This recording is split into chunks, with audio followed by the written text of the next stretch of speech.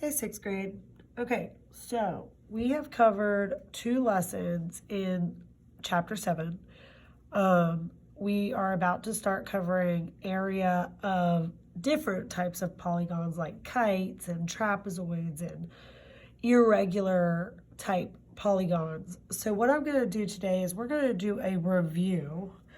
It's going to be our area and perimeter review. We're going to start very basic. Remember how we find area for all these different shapes, and then we can move forward. I want to make sure we have this before we keep going. Okay, because it can get a little difficult with shapes that are irregular, and if we don't remember how to find area in the first place with some of our basic shapes, the harder shapes will be difficult. So, for any type of parallelogram, okay, parallelogram, I remember how to spell it because it has the 2 L's that look parallel to each other. So it only has 1 R, but the 2 L's that are parallel to each other. So a parallelogram is going to be any shape, a quadrilateral, that has 2 sets of parallel sides.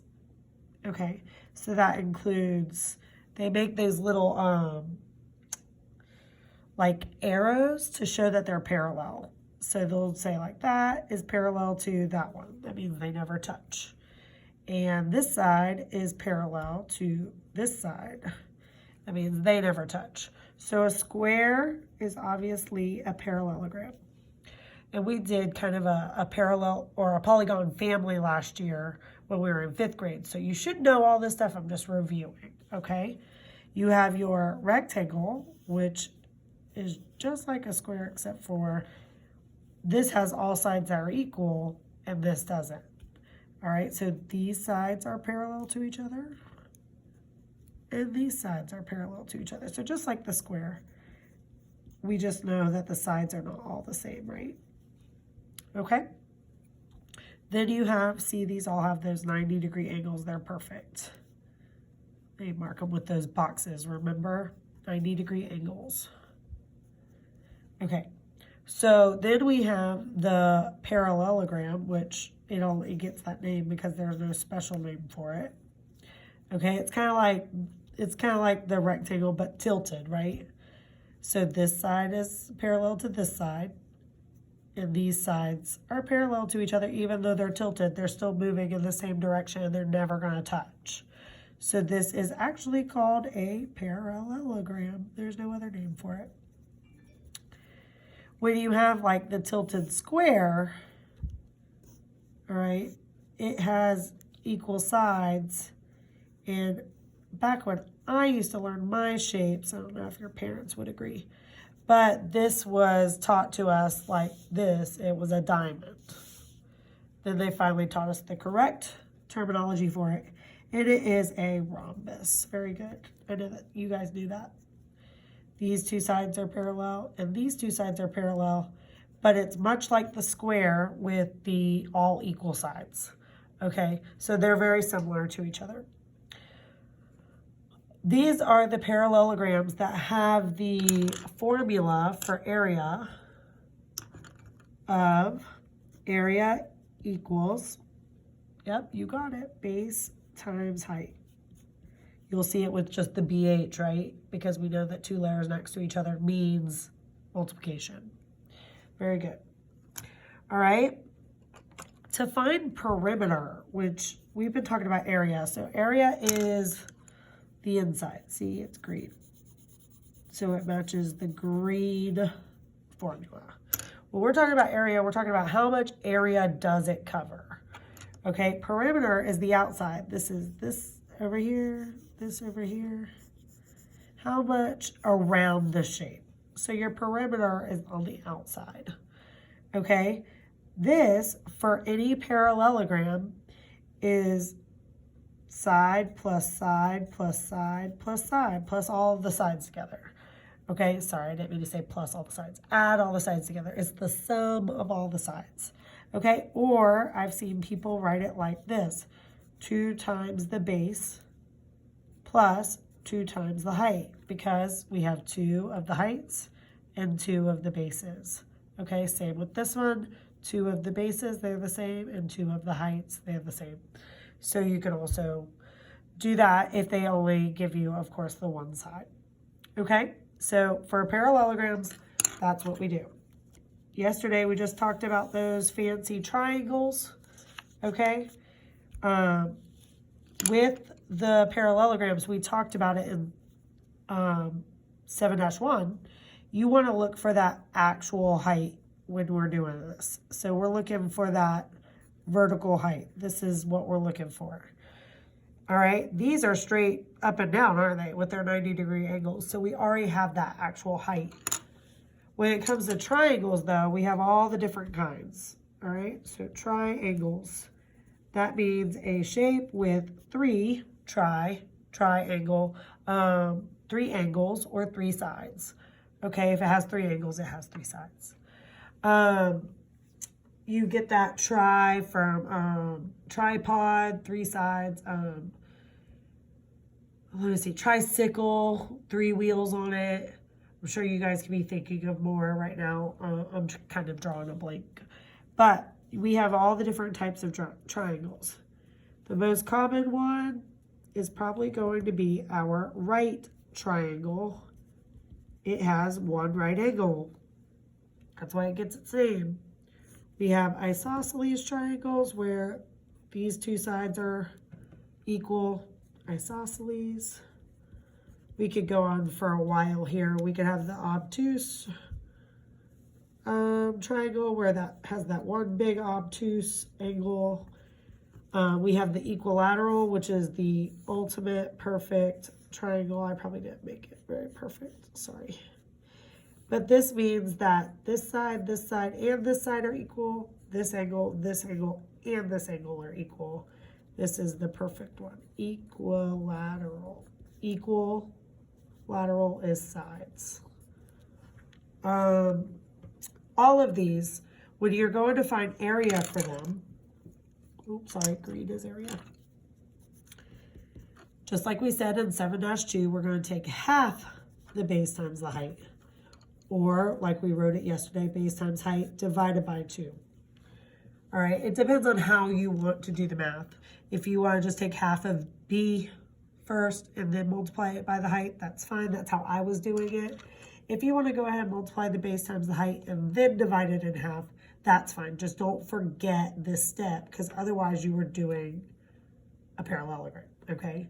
So these are half the size of those. That's why we do that. All right, for perimeter for a triangle, it's easy. We just do side plus side plus side. It's on the outside, right? All right, so in order to find the perimeter of a triangle, they do have to give you all 3 sides. So if they don't give you all 3 sides, you can't just guess. Unless they have these lines to show you, like, they gave you this side, so you know that side is the same. Okay, these little dash lines mean that they're equal. Okay, so what I want you to do is I want you to make sure you get these in your notes. This is a review of 7-1 and some squares and rectangles and 7-2. I want you to make sure you have really good notes because we're going to go ahead and do a quiz today, but you get to have your notes out, okay? So I'm going to do a couple of them with you, and then we will get started on our quiz, okay? So give me just 1 second so I can get your problems for you, and then we will get started. All right, guys, so let's do a little practice together. For these, we're going to find the area and the perimeter if we can, okay? Area and the perimeter. Only if we can. If we can't find the perimeter, then that's okay. But area, we are definitely going to find. Okay, so let's start with this right triangle. It's a right triangle because it has a right angle. All right. Our formula, area equals base times height. Very good. All right, so let's go ahead and fill it in, okay? The base is 4 feet. I love it when we bring down our equation, okay? I'm going to use parentheses because that's what I like to use when I find area. The height is 2 feet. Very good. All right, so your area is going to be 4 times 2 is 8. And then feet. Oh, I'm so sorry. This is a triangle, so we need that half part right there. I'm going to add it over here to the end because I forgot it. All right. Sorry, I just noticed that we were doing a triangle. Sorry. So we have feet times feet. That is feet squared. Good job. All right. And then we need to take half of that. All right. So half of 8 feet, that would be 4 feet squared. Very good. Doesn't matter if you're taking half of it. Your area is always square. Always. And I know since we've been typing a lot, we've been writing out the square feet. That's fine too. It means the same thing. All right. So if you are typing, which we have to do sometimes, you'll type it like that. Okay. Can we find the perimeter of the shape? Very good. No, we cannot. We are missing information. We have this side, but we do not know this side. When you're in 7th grade, I will teach you how to find that side. Okay? All right. So now we're moving on to this triangle. What kind of triangle is this? Those of you that said obtuse, give yourself a round of applause. It has one big obtuse angle. All right, so we're going to find the area for the shape. This time I'm not going to forget my half the base times the height since we are working with a triangle. All right, my base is 4.2 inches. Very good. And my height, see, they gave me that long side just to kind of trick me. It's a bigger number. But we need my actual height here. So this is 3.5. Now, I like to go ahead and take half of the first number because that's easy for me to just split a number in half. So I look at the first number, cut it in half, that's 2. And then look at the second number, split it in half, that's 1. So see why I do that first? It's just easy for me to do it in my head. Ooh, I forgot my... Gosh, I'm forgetting a lot today, guys. I know you're sitting over there telling me too. All right, so now I'm going to do 2.1 times 3.5.